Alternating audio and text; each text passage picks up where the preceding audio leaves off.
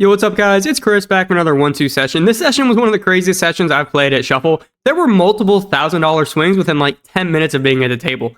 I cannot believe some of the hands that happened, some of the runouts that happened, whether they favored me or not. Before I get into it though, we're on the road to 2,000 subscribers. If you could leave a sub, like, and comment, always helps the channel. Enough plugging, let's just get into it. I looked down at Queen 10 of clubs from the big blind, and it actually limps around to me, which is pretty rare here in Texas. I pop it up to $15 trying to take down some dead money or go heads up. Under the gun calls directly on my left, telling me I was making a move. All right, cutoff goes all in for 55. This is a kid I've only played with one time, and he's literally wearing a detective outfit right now, and it's November 27th. So I'm trying to put everything together, do my own detective work, if you will, and figure out what's going on here. I played with him one time. He was jamming all in like crazy. So I know he's A, very aggressive, and B, not going to be limp re-raising from late position, and C, likes to solve mysteries.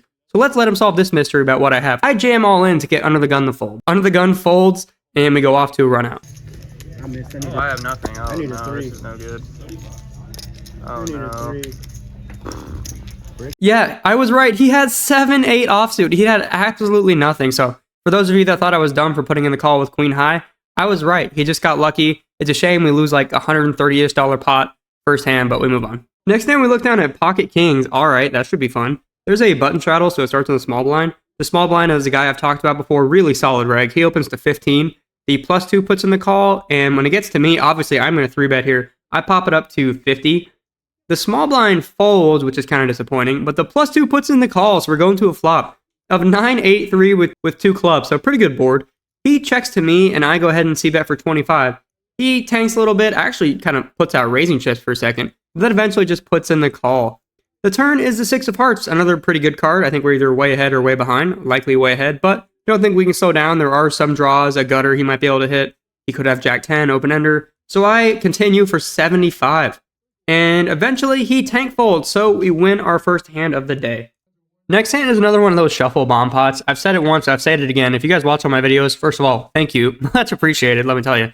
But second of all, I love hold'em bomb pots. I wish I could find a 2-5 game or a big 1-3 game anywhere that does hold'em bomb pots. I feel like I have a big edge. A lot of people that watched the previous video might disagree with that, but I'm telling you, I'm solid in these things, and this is another good example. So I'm in the +1 with 2-5 of clubs, not really expecting to get involved. But when the first flop comes 8, 6, 10 all clubs, I think I'm going to get involved. And the other flop is jack 2-4 with 2 diamonds. So we have a pair on that board, so that's great. So we likely have the top board locked up almost all the time. So under the gun to my right, bets out for 30 on the flop. I don't think there's any point in raising. I'm just going to call, see what else happens. And only I call, actually. The turns are the 7 of hearts and the 6 of hearts. So pretty good. No other club on the top board. This time under the gun checks. So I bet out for 80. Under the gun then check raises to 200. Obviously I just snap jam, hoping he doesn't have a bigger flush. But he shows queen 10 offsuit. So he's got top pair and a flush draw, and then nothing. So currently we're scooping. Let's go out to a run out and see if we can hold. The top board comes a 4 of spades, and the bottom board comes a 2 of hearts. We scoop a massive bomb pot. So glad we were able to hold there. That was a really huge pot to scoop. So I'm telling you, bomb pots, fellas, I know what I'm doing. I'm going to prove it to you one day at a time. I'm going to show you that I can do bomb pots. Really thrilled about that hand. We just want a massive pot. So good momentum. Let's move on to the next hand. This next hand only happens because I'm on the button straddle. I like to straddle a lot of the time, especially when I feel like I'm running decent, which I think I am to start the session. Pocket kings hell, the 2-5 clubs hand, you get it. Anyways, the +2 opens to 15, the hijack calls and the cutoff calls, and I look down at 6-8 offsuit. Should I call? Am I priced in? Probably not, but I'm going to do it anyways. I put in the call. The flop is 8 deuce 8. We flop trips. It checks to the cutoff, who's the guy I stacked in the bomb pot, and he bets out for $35. Obviously, I just put in the smooth call here. I am slightly concerned that he might have an 8, but that is alleviated when the turn comes a 6. We turn a boat for absolutely no reason at all. He continues then for 75. I'm just not going to do anything here. This guy has proven he'll bluff into me, or at least rip it into me really light. So I'm just going to put in the call. The river's a non-consequential jack, and he checks to me. I bet out for 100, and he just immediately snap jammed for like $150-ish. I snap call, and I just tell him I have a boat, and he just says, good for you. So obviously not very happy about that. We've all been there, but just won another massive pot within a few hands of that bomb pot. So we are up to almost $1,000 stack at this point. Let's go. I did tell you this session was going to be crazy, and it is. We're not slowing down. The small blind opens to 15. There's a button straddle, so the small blind starts. This is the guy I've played with one time. He gives off the vibe that he's capable. Maybe he's just the guy that's very well groomed, put together. Seems like a dude that knows what he's doing. I don't know. I've only played with him one time. Didn't see him get involved. But he opens to 15 under the gun calls. And when it gets to me in the low jack, I've got ace queen. Ace queen is typically a 3-bet for me, but from a small blind open against a guy I don't know that well, how often are we way ahead with ace queen offsuit? I'm not sure. I think we're either behind or flipping a lot of the time. He could have hands like a suited connector of some sort, potentially a worse Broadway, just because maybe he opens a wider range. I don't know. I don't know this guy yet. So I actually just put in the call, and then so does the cutoff. The flop is 7-5 queen with 2 diamonds, so we flop top pair, top kicker. The small blind continues for 50, and only I call. The turn is a 9 of spades, and now the small blind does not stop. He bets out again for 100. This is, I'm not really sure what I'm supposed to do here. I think we're either way ahead or way behind, right? I mean, he's got, before this bet, I think he had like $228 in his stack. What should I be doing here? This is a really awkward spot, right? He's telling me he's got aces, kings, maybe even ace queen himself, pocket queens, right? Isn't this either just a nutted hand or nothing? I mean, he could have diamonds here some of the time. I was either thinking of calling or all in. I wasn't thinking about folding. If I go all in, I fold out his bluffs and only get called by better hands. I mean, for him to have a draw here, he has to have what? Specifically ace king, maybe king queen of diamonds. I just think that's a very narrow portion of his range. And if ace king of diamonds misses, he's going to jam into me on the river. So I end up just putting in the call, although going all in was something I thought about. The river is the 4 of diamonds, and I think this is a better card for me because who's more likely to have diamonds right now? Me, the second caller pre-flop. That be damned, he goes all in for 128. This is just gross. I mean, I don't know what we beat here. If he has aces and he's saying to himself, look, if this guy bets into me, I'm going to call anyways, and he's jamming in me with that thought process with aces, then good for him. He's just a better player than me. I don't know. I mean, I think he's telling me he has a flush, right? Like the nuts have drastically changed on the river. I feel like I have to call here. It just feels like ace king. What hand wants to do here? He's got ace king of diamonds, or it feels like ace king is a bluff. Maybe he's got ace queen of diamonds or something like that. So I'm not really sure. I tank, and I actually do put in the call. And he shows exactly what we thought he was going to show, but not exactly, I guess. King queen of diamonds. So I was right on the kind of hand he'd had. But if I would have shipped it on the turn, he would have just snap called me. I would have been ahead. But we would have ran it once and I would have lost. So I think my logic is fine. You guys can tell me what you think. That's just really weird there on the turn. And then the river is also really weird.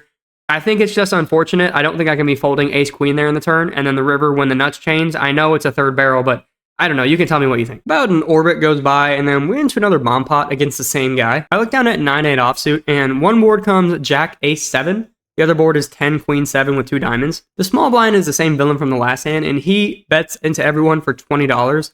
It gets to me in later position, and I put in the call with a gutter and then an open ender on the other board. And we are heads up to a turn of the jack of clubs and the 6 of clubs. We turn the nuts on the bottom board. He continues for 55, and I've got about 500 in my stack still. He's got about 500. A lot of it was mine, which I'm trying to get back. So I think about jamming here because I really want him to fold and just take down the pot, but it's just too much. I would love to jam a river instead. So I actually raise him up to 120. He tanks for a little bit of time, but then puts in the call. And the rivers are the 2 of clubs and the 6 of diamonds. And this happens. 200.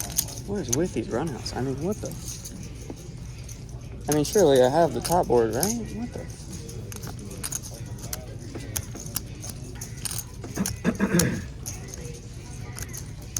Oh my god.